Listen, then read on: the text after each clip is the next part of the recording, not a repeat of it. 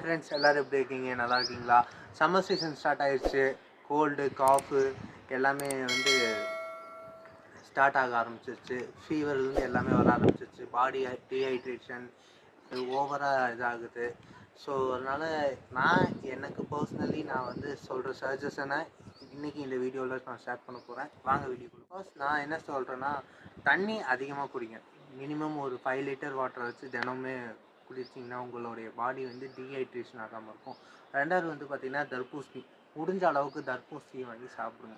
அதில் வந்து கலோரியும் இல்லை, வந்து உங்களுக்கு வந்து ஃபேட்டும் இல்லை.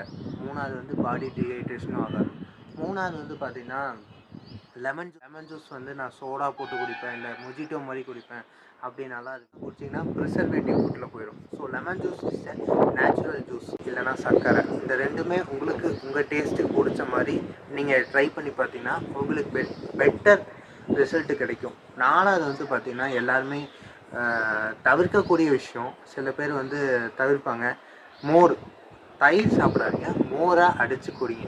மோராக அடித்து குடிச்சிங்கன்னா வெயிலுக்கு வந்து ரொம்ப ரொம்ப யூஸ்ஃபுல்லாக இருக்கும். மத்தியான டைமில் குடிக்கிறப்போ உங்களுக்கு வந்து பாடி டீஹைட்ரேஷனும் ஆகாது, உடம்பு வந்து சில்லாகவே இருக்கும்.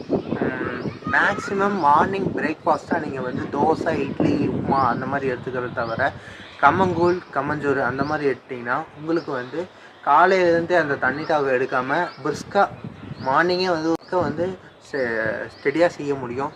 பாடி வந்து டீஹைட்ரேஷன் ஆகாது. ஸோ இந்த வீடியோ ஃபுல்லாகவே டீஹைட்ரேஷன் ஆகாதுன்னு சொல்லிட்டு இந்த சம்மருக்கு வந்து ஓவர் ஸ்பைசி ஃபுட்டு எடுத்துக்காதீங்க. And junk food right side எடுக்கவே இருக்காதீங்க. ஏன்னா அதில் வந்து அஜினோமோட்டோ மிக்ஸ் பண்ணுறாங்க.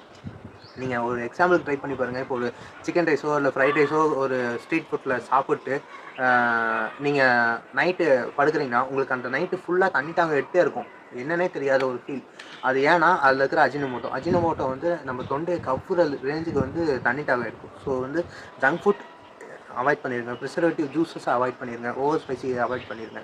நாலாவது மிக முக்கியமான விஷயம், நான்வெஜ்ஜை எடுக்கவே எடுக்காதீங்க. சிக்கனுமே எடுக்காதீங்க.